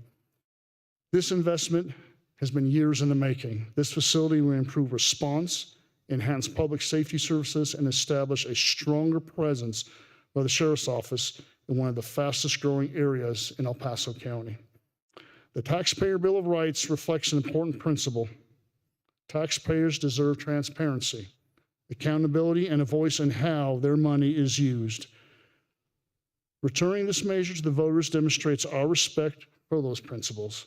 It gives citizens the opportunity to determine whether this investment in public safety should continue while giving us the responsibility to clearly demonstrate how these funds are vested. The public safety tax is not about expanding government or placing unnecessary burdens on hardworking taxpayers. It is about ensuring your Sheriff's Office has the resources necessary to fulfill the responsibilities the law requires as the public expects. It allows us to put more deputies in our communities, investigate crimes, apprehend offenders, support victims, safely operate our jail, improve emergency communications, strengthen wildland preparedness and mitigation, invest in advanced training and modern equipment, and continue protecting one of the fastest growing counties in Colorado. Public safety is one of the fewest government services every resident depends upon, whether they ever call 911 or not. Thank you for your time this morning, your trust, and your continued support of the men and women working at the El Paso County Sheriff's Office and our mission of protecting the people we are honored to serve. And I ask you for a vote in favor to send this to the voters for a decision. Thank you. Thank you, sir. Do you have any questions, Commissioner Williams? I actually just have some comments. Please. If that's okay. So each year for the past 8 years, we get to go and visit the jail. Obviously, the jail is one of the biggest things the sheriff does do here, the 1,800-bed jail. But as you listen to all of the different things the sheriff does, I am incredibly impressed at how efficient we are with the amount of money our taxpayers give us to run our sheriff's office. I had the opportunity a few months ago to listen to a neighboring county sheriff talk about all the wonderful things he got to do with his money, but they have like an 18 mil levy. We have a 7 mil levy. We run things so much more efficiently than any other of the 10 major counties in this state. Our sheriff provides resource officers for our school districts outside of the city of Colorado Springs and the town of Monument.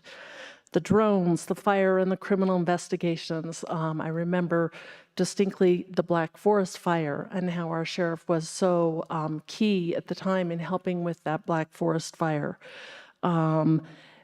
Just the amount of public safety that we are able to run on such a small amount of money continues to amaze me. I think each of our employees who are here today from the sheriff's office, but also all of our sheriff's employees, you're simply amazing as what you do to keep the safety of our citizens in El Paso County. I am 100% in support of this ballot issue. This is a very large amount of our county budget, but I'm especially in support of it because I'm so proud of what a great job we do. The jail tour is not always my favorite, but it's pretty amazing to see, to meet the deputies who get to work in the jail and to see what we do for those citizens who are incarcerated for a short time. And just to hear the accomplishments of our sheriff's office, it's An amazing thing to do if you ever get a chance to attend a sheriff's academy to see what our sheriff does. You certainly should take time to do that. So I'm looking forward to supporting this tax on my ballot when it comes in October, and I hope that every citizen in the county will take the time to read through it and learn why we're so excited about what our sheriff is doing in our county. Okay. Commissioner Applegate. On the training aspect, because I know that you're able to get the deputy sheriffs that work underneath you post-certified. What other, do you know kind of like rough numbers, like what other entities have been post-certified in over, say, like the last year or so? And then what are some of the key ones that we help as well get their post-certifications, other police forces in the area? As far as training, Yeah, as far as their their post-certification, like their initial training when they get into whatever department they're working for. So, I guess I don't understand the question. well, I've gone to the graduations and I've seen other yes, officers yes. from other Yes. departments, like not Okay. like not just like our county. I've seen other counties in the area. So who all do we serve, basically? Thank you, Commissioner. Yes, thanks for recognizing that, and I do appreciate your attendance at those graduations. Something that I've been adamant about doing when I was elected and took office in 2023 is having a regional training academy, which we implemented very first academy in 23. I believe training that is consistent across the region, whether it's Fountain, Monument, Manitou, we've trained. We even have the state of Colorado joining our academy. Colorado State Parole trusts us to train their parole officers to become post-certified. That regional training and consistency, I think, is important. Quite often, our peace officers and our deputies, when we respond to emergency, we're helping one another. My northern units, Monument's helping, Palmer Lake's helping, we're helping them. Down south, Fountain is helping. In the west, Manitou is helping. So if they know each other and they know the tactics that they're going to use and that have that consistent training, I think it benefits all of the Pikes Peak region. Thank you. Thank you. Okay, any other comments? Commissioner Wysong. Thank you, Madam Chair. Sheriff, I'd ask if you could just talk a little bit about the changes you made to your wildfire team and why it's so important, especially when you look at what's been happening. Unfortunately, we're in that environment. We've had a couple of major fires, and now there's many other communities that, i.e. Spokane, what they've experienced, let alone just what happened in the Aspen Acres area. And I think that is beneficial to what you're asking for with the continuance of this safety sales tax. Yes, thank you. When I took office, I had 3 full-time firefighters, and it quickly went down to 2 full-time firefighters, and my reserve volunteer corps was less than 5. I don't know the exact number, but I know it was less than 5. So my wildland fire team was hurting, as my deputy numbers and dispatch. So I made an effort to recruit, and then once recruit, retain a wildland fire. And I met with several of the fire district chiefs and asked them, hey, if something happens, I really need your support. And of course, they did. As you know, a separate topic, the El Paso County Sheriff's Office dispatches for 30 different agencies here and over 20 fire districts here in El Paso County. We provide those dispatch services for. So it's important to have that relationship. And I'm glad to say that we have been fully staffed now for about a year in my wildland fire team, and we have over 20 volunteers. So we have a strong core of not only volunteers, but full-time firefighters. And something we're going to start doing is celebrating when other fire districts and other states reach out to us and ask for assistance, because we do provide assistance throughout the state. And we sent firefighters across the country, including California, to fight fires. That's the level of respect we have now, not only in our own community, but across the country, Commissioner. Great, thank you. And if I may add, having a great volunteer corps and full-time firefighters allows us to do a lot more mitigation. You know, such in Black Forest and Fox Run, they go out in the off season. I don't know what off season is for wildland fire here in Colorado. It's dry all the time, but typically in the winter they go out and they cut and you remove slash piles to reduce that risk when it comes spring and in the warmer months. Vice Chair Nelson. Good morning. Thank you for being here and sharing. It was great to hear a little more detail about where this funding will go and how it's been spent in the past and the support that it's given to your department. It's so very important. When I think about the role of government, it's to safeguard individual freedoms, respect private property rights, and protect taxpayers. And that last piece of protecting our community is where I believe the majority of our tax dollars should be focused. And so the reality is that for us to do that work, the funding source is through taxes. And I just want to recognize that it is an ask of our community to support this ballot measure. I am an advocate for keeping cost of living down and taxes low, but when I think about that, this is a fraction of a penny sales tax that today amounts to close to $40 million.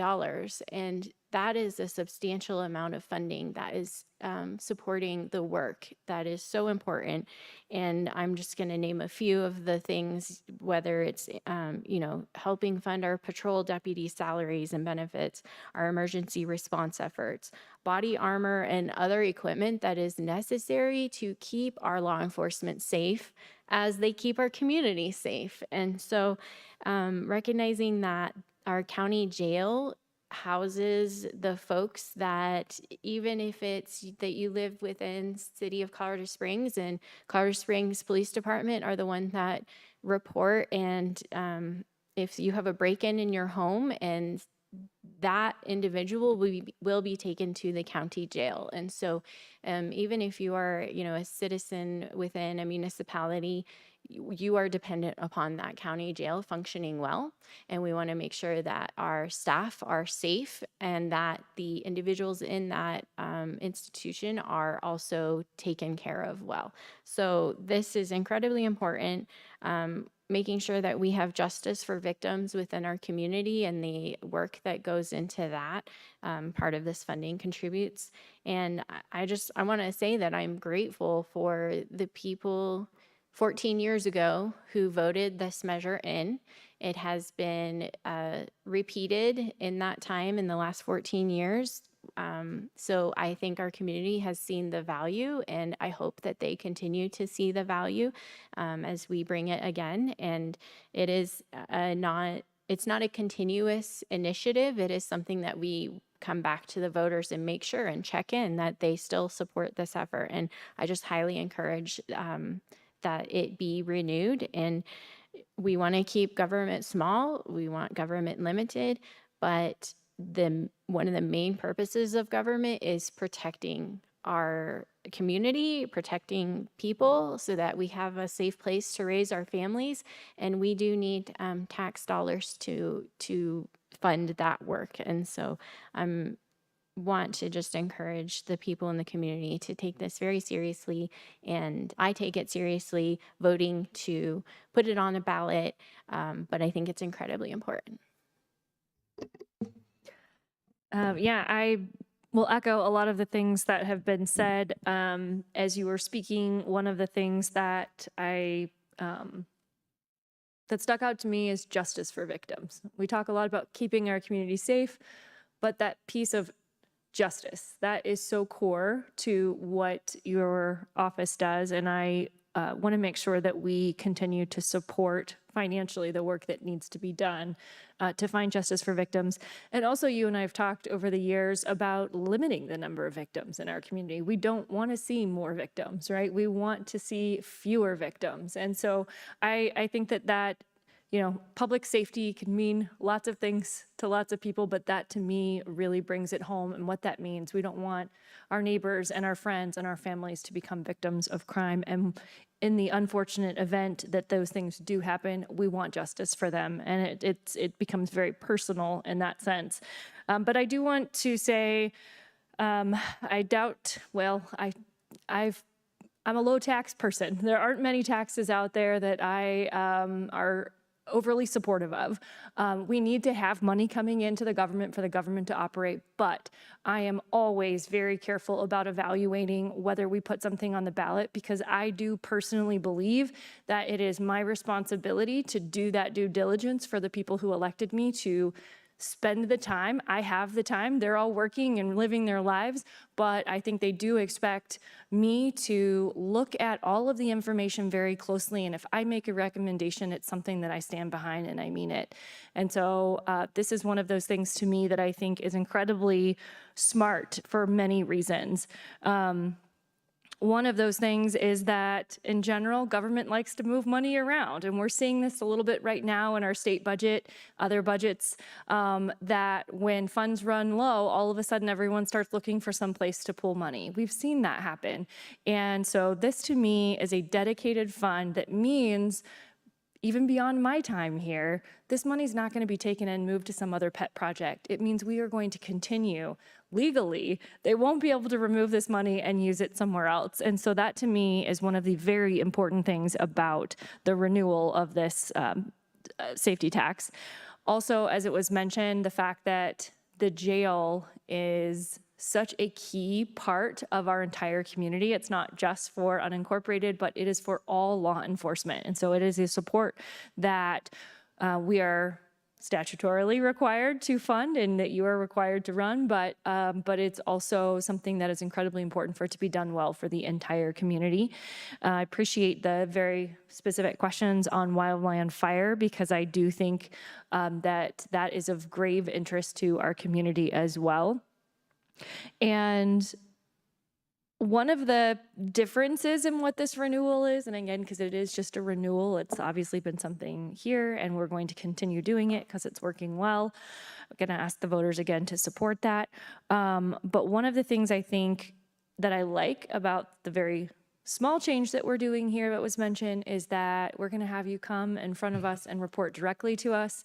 And I've done a lot of thinking over that over the last several years, and that's an attempt to really be more transparent with the public. This body is the one who has to make this decision of whether to put it back out for citizens. And so we don't want it to just be transparent for a small group of select citizens. We want it to be transparent to everyone and to the elected officials that every citizen has entrusted the care of these decision-making to. So we're hearing directly from you, not from a middleman, and that these meetings are streamed, and that gives a public record that anyone can go back and watch the report on what is happening with those dollars, in the same way that we do those things over our entire budget here at the county. So I think that's a very positive change to get it in front of more citizens and to make sure the commissioners are doing that due diligence and having that direct connection with you. And you always, we really appreciate you coming in and doing that here. And I think that's a great change. The only, substantive change, and that's still pretty minor in this, but really grateful that we are making that change to be even more transparent with the public. And I am excited to support this as well. Any final comments? Okay, and I'll just ask Mr. Parcell, do you have any final comments for us? Okay, so with that, we will proceed to a vote. We'll begin with Commissioner Weissong. Aye. Vice Chair Nelson. But we have to have a motion. Oh, I'm sorry, we did not have a motion. Thank you for that. Who would like to make a motion? I'll move. Oh, Go ahead, you do. I'll move that we place the Public Safety Sales Tax Initiative on the ballot for the November 2026 election. Thank you. And Second. Moved and seconded. Now we'll proceed with the vote. Commissioner Weissong. Aye. Vice Chair Nelson. Aye. Commissioner Applegate. Aye. Commissioner Williams. Aye. And the chair votes aye. That passes 5-0. Thank you so much for being here today. Thank you so much for trusting the men and women of the Sheriff's Office. Thank you very much. Appreciate you. Okay, item 12. Item number 12 is department and committee reports, non-action items. 12A, quarterly budget report, quarter 2, 2026. Nikki Simmons, Chief Financial Officer.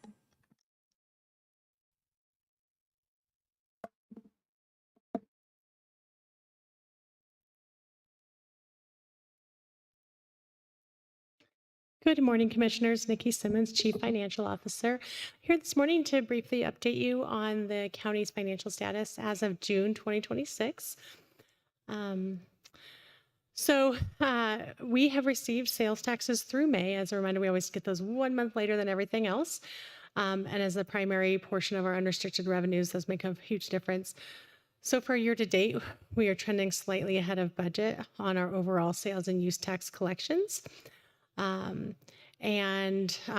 Other items of note on this page, the clerk and recorder fees continue to come in higher than budgeted for 2 reasons. It's primarily in the recording office and just volume of activity, as well as the impacts of the new state legislation that changed how we charge for recorded documents to a flat fee per document rather than a per page fee. And so that did increase the overall fees coming into the recording office. The treasurer fees are trending higher than budget due to the overall assessed taxes for other entities where the where the treasurer collects a fee to collect those taxes and remit them to other agencies. And interest on investments is slightly lower than budget at 97% of budget. A lot of times we see a very inverse relationship with that budget to our sales and use tax budget. As more shopping is happening, then usually interest rates are lowering a little bit. And so we are seeing slightly lower interest revenues, as well as we are spending down some restricted funding that's been in our account for a few years. But overall, we're trending at about 103% of overall revenue budget for your unrestricted general fund. Personnel is trending about 93% of budget, and operating is slightly lower than budget, but we have a lot of large projects in process, and so we're continuing to track those, but everything is trending exactly how we think it should. So no real concerns with the unrestricted general fund. On the road and bridge fund, we are seeing significantly lower highway user tax and slightly specific ownership tax lower than planned. The state has revised its estimates for the highway user tax, and so we have built those into our forecast, as well as adjusted our budget for 2027, our proposed budget for 2027. And so no real concerns, just slightly lower than budgeted there. We have a little bit of vacancy savings with personnel in the Road and Bridge Fund. And what we do with that is once it's in the Road and Bridge Fund, that maintains or stays restricted for roads. So we are able to then move that money down into the operating line and get a little more work done on the roads if we have personnel savings. Human services, at this point, it's trending as we expected. We are working diligently with the state to understand how some of the impacts of rule changes are coming. We did receive initial notification that while we slightly overspent our child welfare allocation, which when I say that, for those listening, I know the board knows all these details, but for those listening, we get allocations from the state. And those aren't directly tied to our budget. Our budget holds what we actually think is going to happen, whether or not the state allocations fund them. The state was able to find additional funds to put into child welfare for the June 2026 closeout. We won't get final closeout numbers till sometime late August or early September, most likely. But they have let us know that we were able to cover our entire overspend of our child welfare allocation with TANF underspending and about $1 million of our TANF reserves. And so we will get final reports to you on that as soon as we have that information. Our capital improvement fund had no activity for this month. The next activity we'll see is when we pay our COP payments in November.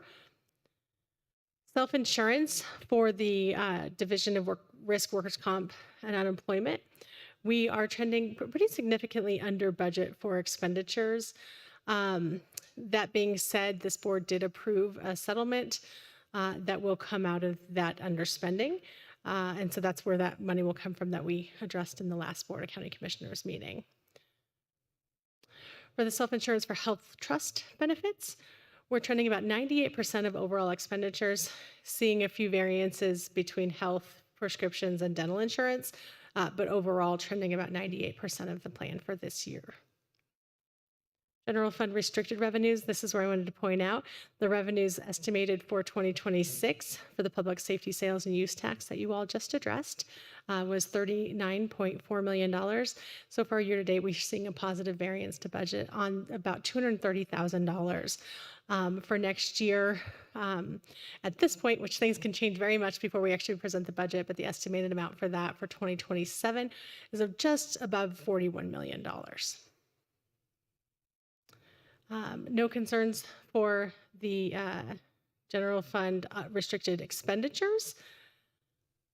And the Conservation Trust Fund continues to trend just slightly higher than budget for revenues, and working closely with the Parks Office to find projects which this can be allocated to. And it's a great way to fund those parks without using direct taxpayer dollars.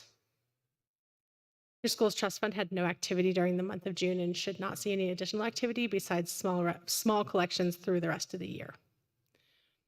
Household Hazardous Waste Fund, we through June had not yet received one of the tipping fee deposits, and so this looks slightly below budget. But at this point, there's no concerns, and it does carry a decent fund balance to continue to operate that fund without receiving the revenues in.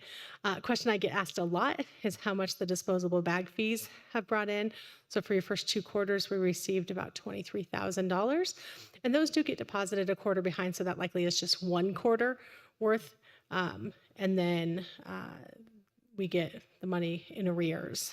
And so that state law is creating this revenue that gets directly deposited into this Household Hazardous Waste Fund. The local improvement district, which is Falcon Vista, is running slightly below budget, but what this is we pay the payment based on the amount of money we receive on those special assessments for that specific subdivision. And so we send over what we have. That is all I have for you this morning, unless there's any questions for me on your finances. I appreciate it. I think Commissioner Applegate has a question. Happy 29th again, birthday. So I saw it was Happy your birthday 29th yesterday. birthday? Yeah. So Yeah, I appreciate that. yeah. Thank you for doing our finances and giving us the charts and the readouts so we can keep eyes on things. So thank you, Nikki. I appreciate your oversight. I'll just add, since we were talking about the bag fee, that's been something here. We actually tried to have the legislature repeal that, as most of you know, but it's just one of those things that, yes, we will continue to use that money in the most responsible way possible. But I'm just going to say, I sure wish that the state legislature would hear us and say we would much rather allow for our citizens to not have to pay fees for those bags when they go to the grocery store. We have far too many costs that are piling up for our residents, and we are, would be willing to work without those funds and lighten the load for our citizens. It's unfortunate that they did not want to move forward with a proposal that we made to the state to do that. And I think it's timely because the Common Sense Institute just released a study that talked about the number of fees. And this is one of those, whether it's a delivery fee or a bag fee, all of these fees are adding up so dramatically for our citizens. It basically showed that if we were not adding these fees, which is a way to get around TABOR, quite frankly, that the state has instituted in so many different areas, that our income tax, our state income tax rate would have to just about double if we were to replace those fees. So really, we've gotten almost a doubling of our income tax that we are all paying, but they've done it in a surreptitious manner that doesn't require us to vote for it, as TABOR would require. So just a side note there that I know we are collecting those fees, but we sure wish the state would remove that fee for our citizens. So thank you. Thank you. Okay. Oh, Commissioner Weissong. Thank you, Madam Chair. If you pull out your crystal ball, how are things looking for the rest of the year? Well, I'm actually cautiously optimistic about our budget status. To give us ourselves props, I think we do a good job budgeting very conservatively. We take a lot of thought into the sustainability of the decisions that we're making and ensuring that we can afford. You hear this every year from me that we're trying to create this recession-resistant budget. And whether or not we're going into a recession, we want to make sure that we can sustain our budget through uncertain economic times. So with my broken crystal ball, we are looking to be able to hit and exceed our sales tax forecasts for this year, which then for next year in the preliminary budget that we'll present to you next month already, we feel confident in our projections for this year, as well as being able to continue normal growth patterns into 2027. It's different than I see at other organizations. I've talked to a couple of CFOs for other large counties across the state, and they are experiencing, once again, some significant financial hardships, talking layoffs, furloughs, elimination of a lot of positions for numerous reasons. A couple of governments I've spoken to have, what's the word I'm looking for? They have overspent over the last couple of years and purposely spent into their fund balance for ongoing operations. And that's something that we have decided as a government is not appropriate. And so now some of those governments are reaching the point of not being able to continue to dip in. So now they have to make the cuts now, where we just didn't add the things 4 or 5 years ago. So we've been living at that level so we can continue to sustain normal growth versus having to cut back now. We also, a little bit of a nuance in the property tax forecasts. There is a new property tax assessment rate going into effect in 2020 for 2026 taxes payable in 27. So next year's revenue, this year's taxes. And it exempts the first 10% of a residential household up to the first $700,000 of that house. And so, for example, we tax a $500,000 house right now as if it's worth $500,000 at a little bit lower rate. But then for next year, that same house, we start with $450,000 because it's $500,000 minus the first 10%. And so we're going to tax that home as if it's worth $450,000. For El Paso County, our overall assessed valuation is going to drop about 5%. And so for many counties who were issuing their full mill levy, they are actually going to see an actual decline in property taxes from one year to the next. For El Paso County, we have been issuing taper credits to stay within lower levels. And so we'll again get to continue to see normal increases in that overall revenue. And so all that to say, I'm cautiously optimistic about our budget forecast for this year, our budget going into 2027. I think we've done a great job at making sure that we can sustain the choices that we're making every year for at least 5 more years. And so we make some hard decisions during the budgeting season, but we get a lot of support from our directors as well as our elected officials across the county. Thank you. Okay, any final questions? Thank you, commissioners. Thank you so much.